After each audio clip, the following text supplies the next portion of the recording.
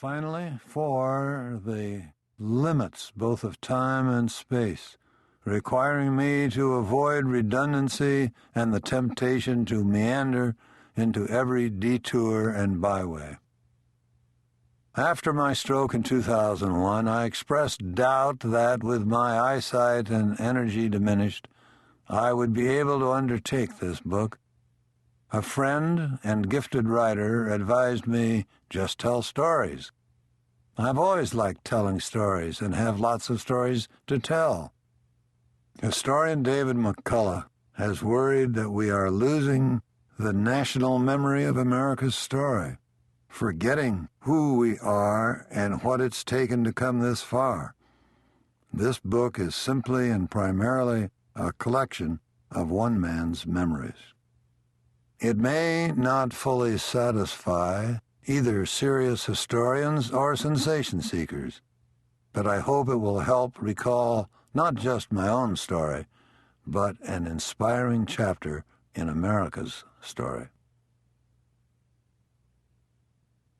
One morning in the late 1980s, as the Cold War ground to a halt, a distinguished Russian lawyer and former Soviet official, Fyodor Berlatsky, upon entering my New York City law office, remarked, "You and I have corresponded." He being a total stranger, I expressed doubt. He persisted.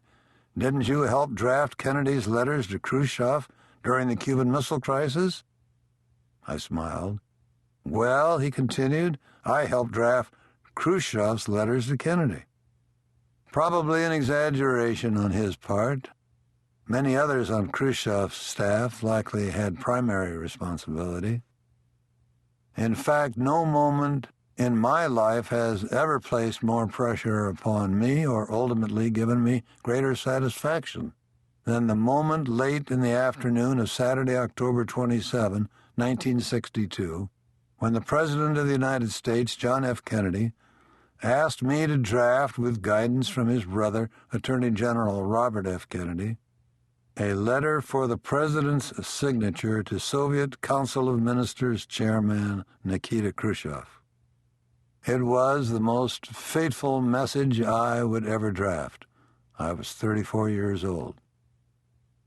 October 27 was the 12th day of what historians have called the most dangerous 13 days in the history of mankind, the time of the first and technically only hostile confrontation between two nuclear superpowers, each possessing the capacity, if not the intent, to incinerate the other, and as a byproduct, the entire Earth. A crisis precipitated by Khrushchev's swift and reckless decision to emplace in Cuba, 90 miles from our shores, under cloak of deception, a chain of 9 bases for more than 30 medium and intermediate-range nuclear missiles capable of reaching, striking, and destroying tens, even hundreds of millions of people in the United States and Western Hemisphere.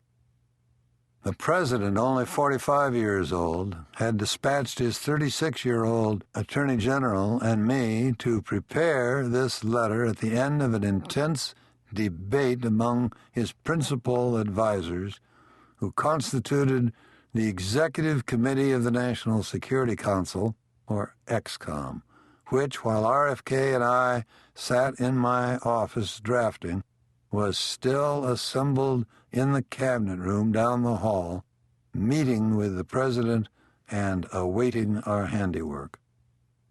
Earlier that afternoon, RFK and I had joined Llewellyn Thompson, our country's foremost Soviet expert and a former U.S. ambassador to Moscow who knew Khrushchev, in urging EXCOM and the President to send one letter responding not to each of the 2 letters received from Khrushchev in the previous 24 hours, but only to his first, received on the evening of Friday, October 26.